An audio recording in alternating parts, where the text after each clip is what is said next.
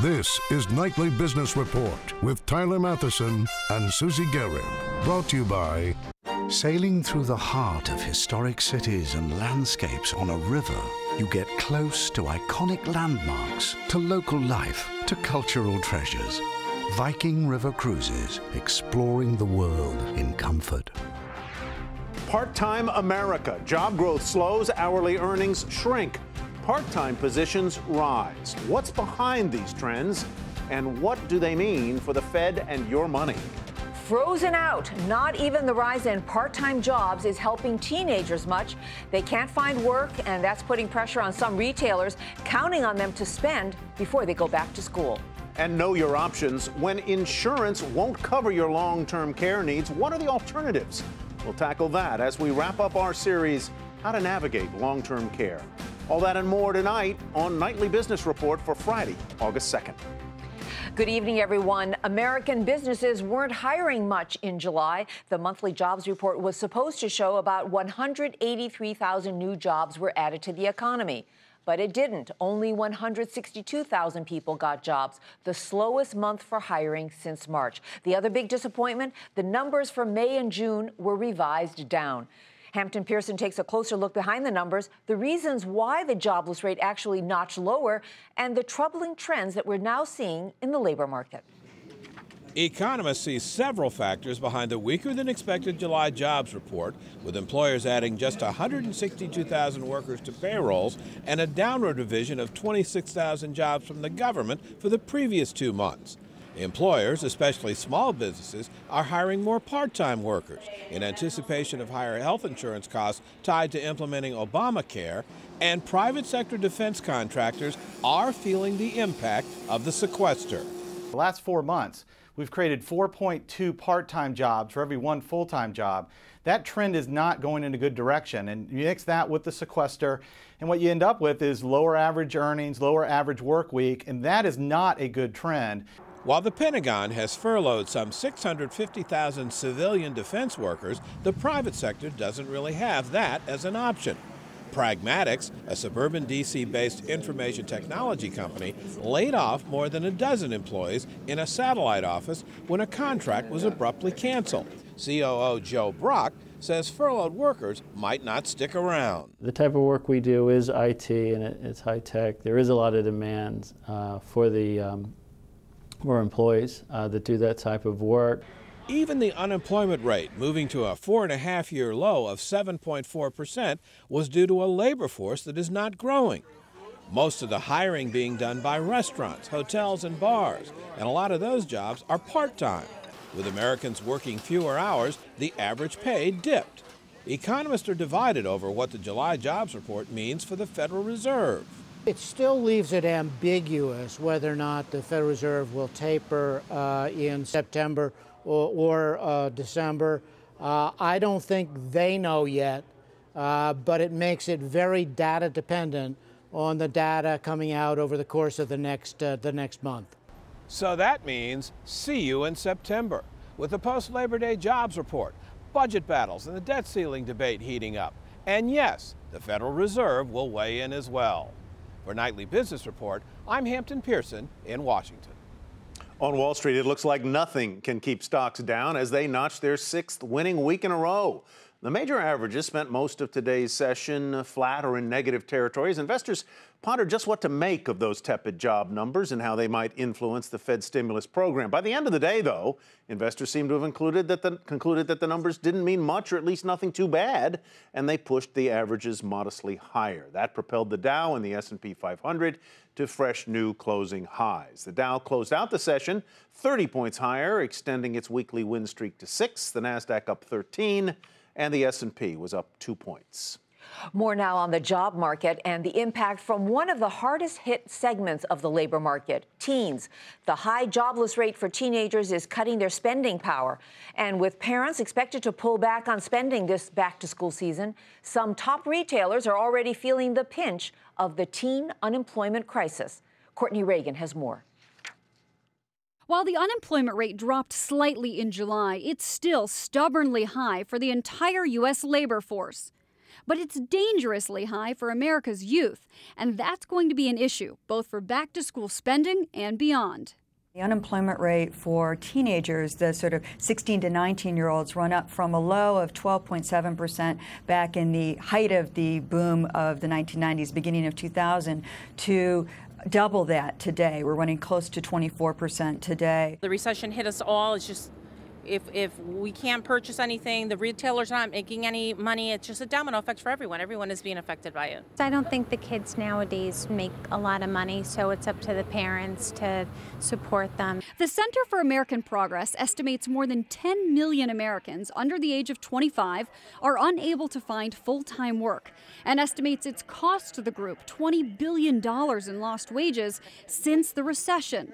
Retailers catering to the group should be particularly concerned about the lost spending power. The persistence of this sort of 20% plus unemployment rates among teens really means it does stay very tepid in the near term, particularly for back-to-school purchases. Piper Jaffray's retail team surveys 5,200 teens twice a year, and the most recent survey revealed parents are contributing considerably less to purchasing than they have in the past. That's worrisome for retailers, knowing that teens will have trouble making up the difference without after-school or summer jobs. She's going to buy herself a couple of special things that she wanted that, I might not have included in the back-to-school shopping. So, yeah, she's going to use her summer money. The issues go beyond unemployment levels and parents contracting contributions.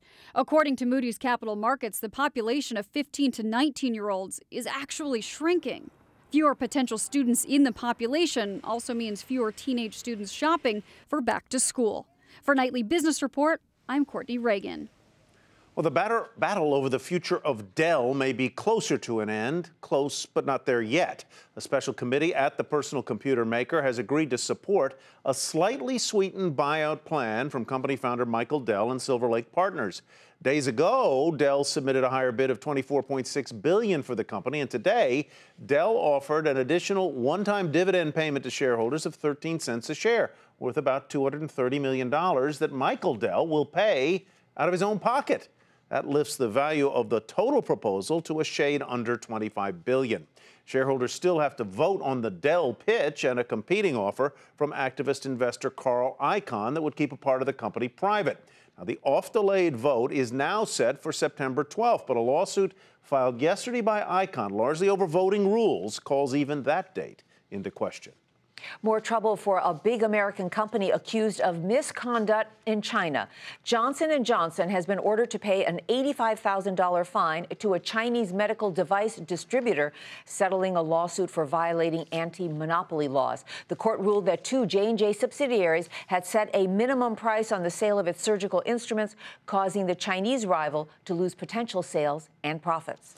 Back here in the U.S., Bank of America may be facing some tough new allegations of its own. In a regulatory filing late Thursday, B of A revealed that the Justice Department told the bank it intends to file civil charges related to some mortgage-backed securities it sold, which later went bad. In addition, Bank of America's Merrill Lynch unit has been notified by the SEC that it is considering filing civil charges tied to a collateralized debt obligation investigation. Well, this is a busy time for the SEC. Just today, it announced insider trading charges against a former executive at Green Mountain Coffee Roasters. The Wall Street regulators say he repeatedly obtained quarterly earnings data ahead of its public release and traded on that knowledge. The SEC also charged the former employee's friend, who illegally traded along with him. Green Mountain says that fired worker acted alone, and it has no reason to believe that anyone else associated with the company was involved. And a black eye for two major media companies. Time Warner Cable, the nation's #2 cable carrier, blacks out CBS, the top-rated network for subscribers in some of the biggest markets, including New York City, Los Angeles, and Dallas. Julia Borston has the latest. Julia? Tyler, Time Warner Cable and CBS couldn't agree on a deal of how much Time Warner Cable should pay CBS for its content, for its subscribers. So what happened now is there is a blackout. If you turn on CBS in those major cities you mentioned, New York, Los Angeles, and Dallas, your screen will have a statement from Time Warner Cable saying that CBS has demanded an outrageous increase for programming. And then the statement then directs users to a website called twcconversations.com to show people how to find ways to access this content without getting it on television. Now, Tyler, it's not just CBS, it's also Showtime. All of the Showtime subscribers among Time Warner Cable's 11 million subscribers have lost access to Showtime. Now, CBS has shot back with its own statement saying that this is an ill-advised action, which is injurious to not only its many affected viewers, but also to Time Warner Cable itself. The two companies are flame-throwing. They can't come to an agreement. And in the meantime, it's the consumers who are losing out. Back over to you. Julia Borston, thank you very much. And a sober reminder this evening that businesses and business travelers live in a world full of risk. The State Department today warning American citizens of the potential for terrorist attacks, particularly in the Muslim Middle East and North Africa. But the travel warning is described as a worldwide alert. State Department officials have also ordered 21 U.S. embassies and consulates in the Mideast and North Africa to close down this weekend as a precaution. Still ahead on the program, not everyone can get insurance to cover their long-term care. So what are your options? We'll get some answers as we wrap up our series, How to Navigate Long-Term Care. But first, let's get a check on how the international markets closed today.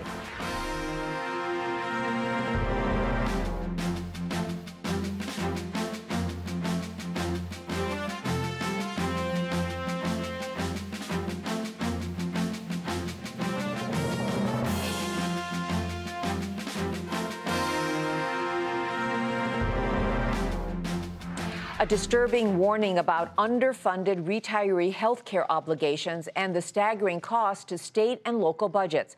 In an upcoming report, two Federal Reserve economists say that state and local governments have about $1 trillion in underfunded retiree health care liabilities, and that shortfall is only about half the amount underfunded in municipal retiree pension funds. Well, underfunded health care plans, skyrocketing costs. It's no wonder that fewer than 10% of Americans actually have long-term care insurance.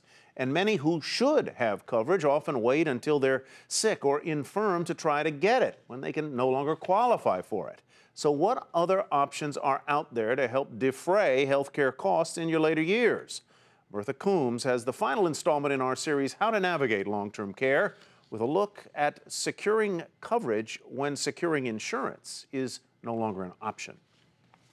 This is your B12, that little bitty pink thing. 82-year-old Nancy Meadows can't care for herself anymore, but she still has good days.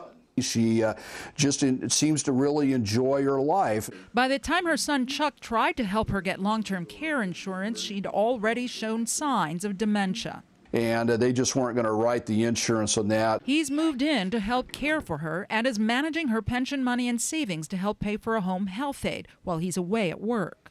I try to be as judicious with my mother's financial assets as I possibly can. We consider very carefully when we have to spend money on anything. Home health aides are among the most affordable option for long-term care services, says John DeHart, founder of the home care firm Nurse Next Door. 40% of our clients across North America require less than 10 hours a week of service, which equates to less than $1,000 a month. With his mom's house fully paid for, Chuck expects the home's equity could serve as another source of funds down the road. I believe all of that will probably keep me in a pretty good shape unless it gets down to where it's critical 24-hour care. And then at that point, I don't honestly know. Financial planner Crystal Cooper says in some states, cashing out on life insurance is becoming an option, while in some areas, hybrid life insurance plans now offer possibilities for long-term care. You pay in a lump sum amount, and there are some long-term care benefits that are associated with that policy. People with higher incomes and savings clearly have more options. Cooper says those with more limited resources may want to consider relocating from high-cost areas to places where living expenses and down the line, long-term care costs for assisted living and nursing home care will be lower. As a last resort, seniors who exhaust their savings receive care through Medicaid, the federal state health insurance plan for the poor. The flaw in this strategy is that when Medicaid covers your service, you have no choice. You go where Medicaid wants you to go. Chuck Meadows hopes he'll be able to do better for his mom and for himself when the time comes. I'm already now looking at how I'm going to position myself financially to support my needs when I get ready to retire. Planning ahead is the most important step. For Nightly Business Report, I'm Bertha Coombs. Challenging problems for millions of American families. And if you want to read more about some of the issues surrounding long-term care, log on to our website, nbr.com. We begin our market focus tonight with an earnings report from the billionaire next door. Warren Buffett's Berkshire Hathaway reporting net profits jumped 46% in the quarter. Revenues were also strong, more than $1 billion above estimates. Because it's high price per share, Berkshire trades slowly. The stock was up nearly 0.5% today to $176,500. It's up 31% so far this year. Chevron's so-so profit report pressured the stock today and also held down the Dow a bit. Profits fell 26%, and that's because of higher costs and softer demand for crude and refined products, as well as repairs in U.S. refineries. Investors traded more shares than usual, and Chevron was down as much as 2.5% before rebounding to $124.95. Sealed Air led the S&P winners and touched a new high as profit doubled for the quarter. Beating analysts' expectations, the company maintained its guidance for the full year and investors piled into the stock. Sealed Air traded at 3 times the normal volume, jumping almost 9% to close at $30.36. Brinker International also touched a new high as its profits beat expectations. Revenue's a little bit shy of the estimates, but the operator of Chili's and Maggiano's forecast higher earnings in its new fiscal year, and investors tripled the usual volume. Brinker shares at $43.74 the close, up almost 7%. And that brings us to Yelp, rocketing off this week's strong earnings report, touching a new high, picking up 3 upgrades. Some of the market commentary suggested that a short squeeze was underway as sellers had to cover, that also pushing the price up on this social media site. Yelp shares gained almost 36% this week, trading today at 4 times the normal volume and closing at $57.02. Our market monitor guest tonight is bullish on the stock market, but she still says it's due for a breather. She's Janelle Nelson, portfolio analyst at RBC Wealth Management. And welcome to Nightly Business Report, Janelle.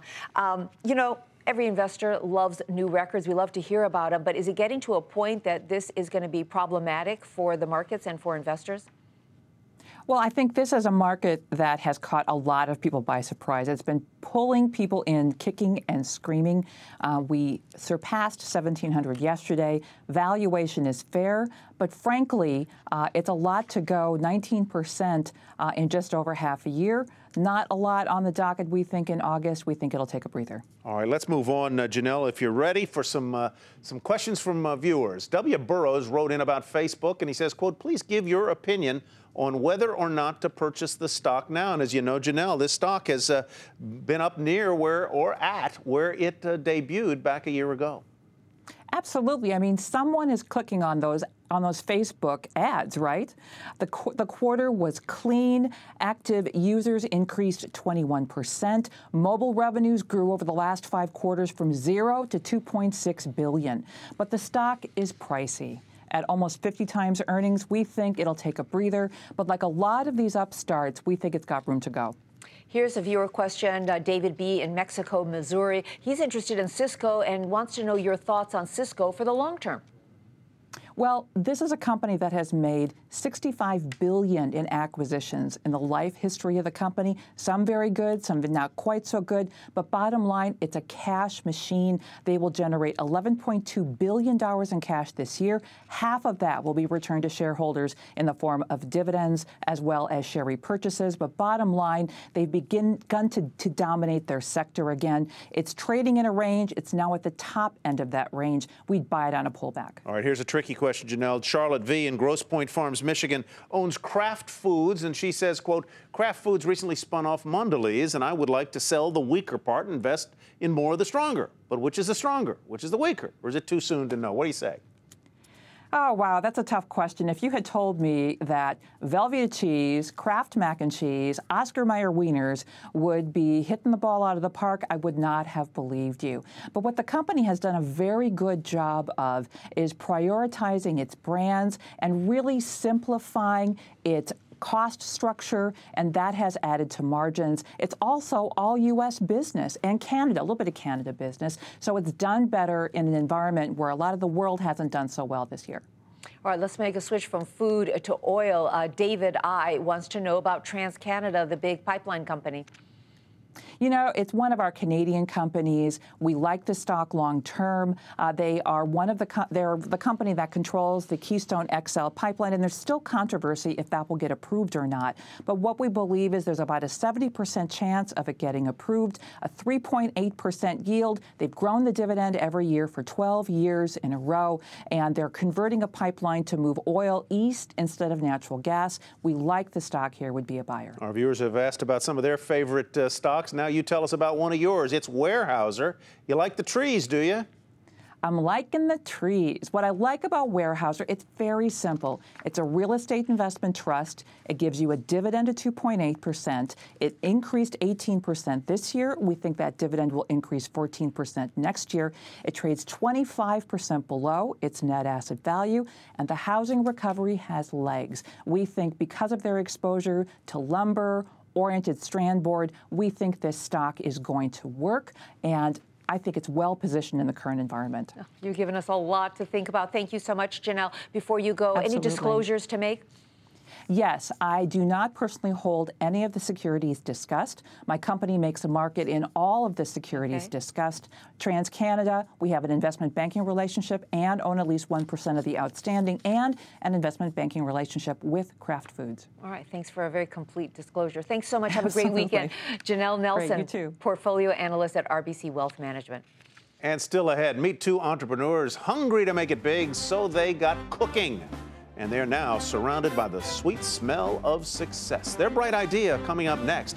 But first, let's take a look at how commodities, treasuries, and currencies performed today.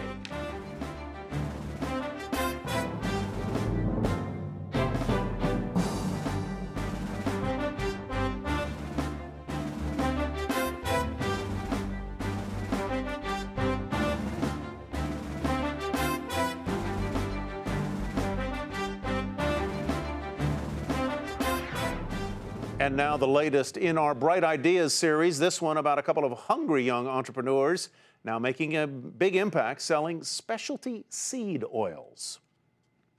So good. Impressing the big buyers is what it's all about at New York's Summer Fancy Food Show. More than 2,000 of those buyers, sampling 180,000 plus products from all over the world. Some familiar?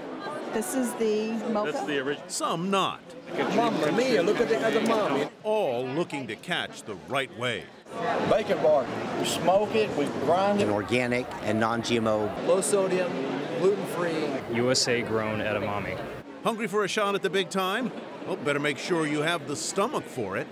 We really didn't have any idea what we were doing. My first business failed. It wasn't easy. I got run over by a lot of trucks. Oh, I have a second job. Yeah, right. Keep your day job. Prior experience can help, but it's no requirement. I was selecting real estate locations for national retailers. I was a patent attorney. I started making ice cream when I was in art school. I started making it in my kitchen. It was pretty ghetto, as they said, to begin with. And Marietta D'Angelo? We made all-inclusive baby bags, packed and ready to go for expectant mothers. Ready to go, that is, until a trip to Austria brought back memories of the pumpkin seed oil she first tried there as a visiting teenager. They eat it on everything. They use it in lieu of butter. They put it into their soup. And every single night we'd have a pumpkin seed oil sundae. So she had some shipped home to Massachusetts and started selling it out of her trunk to gourmet food shops. That's the chili seed. About 7 months later, she met Ian Johnson at the Fancy Food Show. He saw a fit alongside his Los Chileros chili pepper products. His bright idea? A full line of seed oils. That's spicy. That's got a bit of a kick to it. The rising star? Cherry seed oil. You know, it was a risk, but we thought this is something unusual. Right after it hit the market in January, the Specialty Food Association called the oils a hot trend for summer. The cherry seed oil was named a Sophie Award finalist. That's Specialty Outstanding Food Innovation. This is the Oscars of the food industry. It's like being nominated for Best Actor and Best Picture. There are only 125 finalists out of more than 2,500 entries. It's a big deal because it can lead to big deals. There's a consensus of sorts on this. It's been validated by a whole bunch of retailers who voted on it. It validates the product. Just a great validation. It's really validating. And the Sophie Gold goes to Los Chileros, Sturgis Cherry Seed Oil. Winning the award for Best Oil is the kind of Oscar-level publicity that money can't buy. And if there were an award for celebrating an award, D'Angelo and Johnson might win that too. We did it! We got it! And you already know what else they might be thinking. It validates what we believe in and what we've been telling everyone. We're on a roll. We're already writing orders. I don't know about you, but I feel validated. Indeed, the seed oil business has been good to the Stuger folks since winning their Sophie last month. They are counting Williams-Sonoma and Whole Foods among their customers these days. Tyler, you get the best assignments. Stugers, yeah, no, that is a fun show to go to if you're ever in New York when it's here. Especially when you're hungry. Great fun. All those samples. Yeah. Look, before we go, we want to tell you about a series that we're bringing to you next week. It's called Made in America, and we'll look at everything from the comeback of U.S. manufacturing to Walmart's promise to buy more American-made products. And it starts on Monday, so be sure to be with us for that. That's Nightly Business Report for tonight. Have a great weekend. I'm Susie Garrow. And I'm Tyler Mathis. Thanks for watching, everybody. Have a great weekend. We'll see you here on Monday evening. Nightly Business Report has been brought to you by Sailing through the heart of historic cities and landscapes on a river, you get close to iconic landmarks, to local life, to cultural treasures. Viking River Cruises, exploring the world in comfort.